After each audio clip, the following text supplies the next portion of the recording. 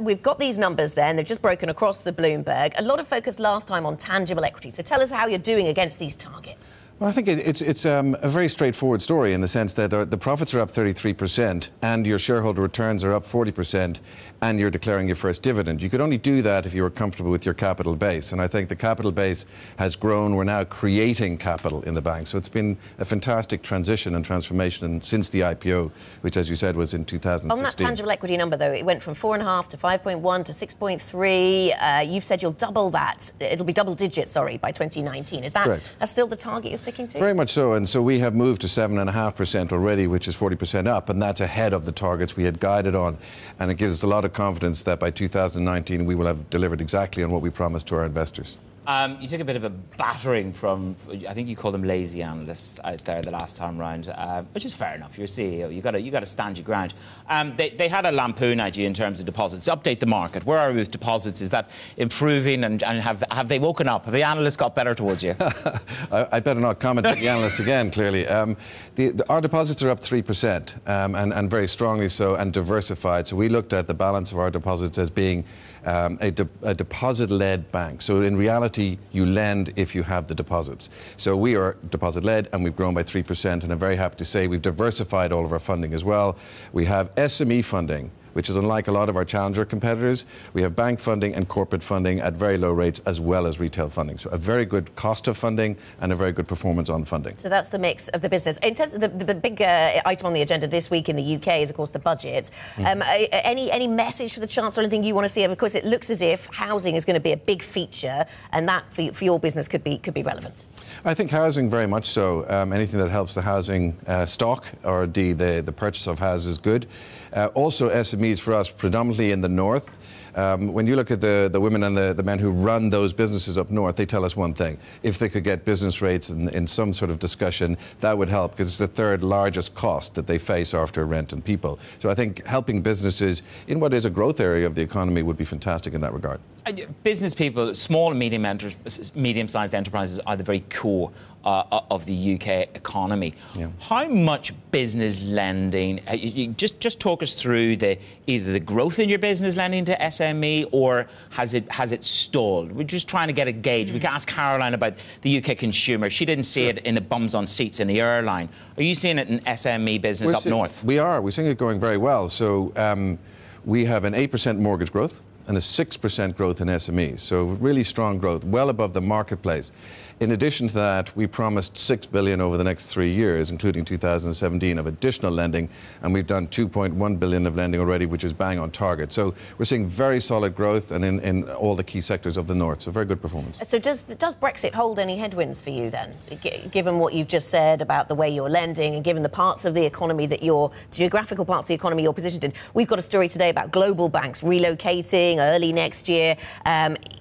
People, infrastructure, capital, clearly they're of a very different nature to your banking business. But does this have any headwinds for you?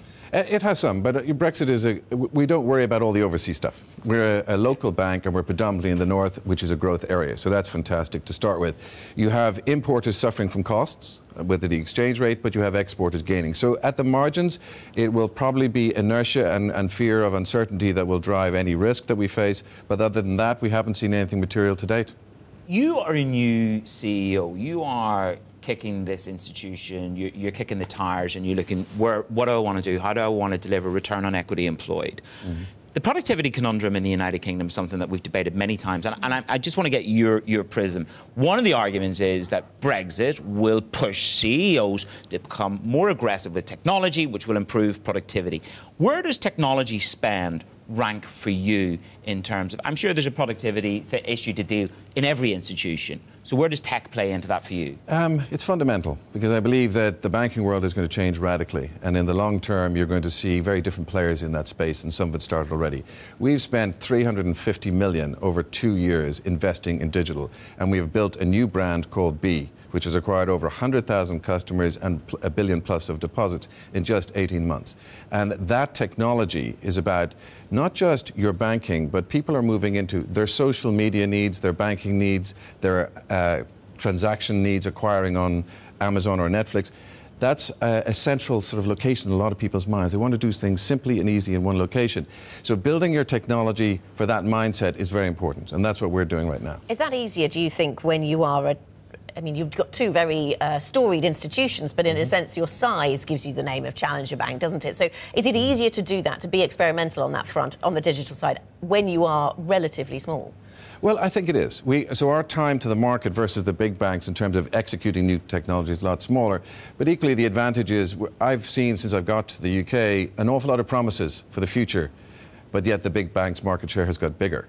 So I think what we've been looking at is scale matters if you're going to challenge the big banks. Why is that then? Why do the big banks keep growing and the challengers don't quite?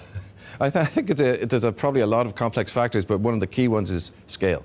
So where we have 3 million customers, we have all the services, let's say, a Lloyd's have, but we have replicated every single thing that the neobanks or the challengers have in technology under our B brand. So if you have that technology capability that attracts new customers and you have the scale, I think you can win.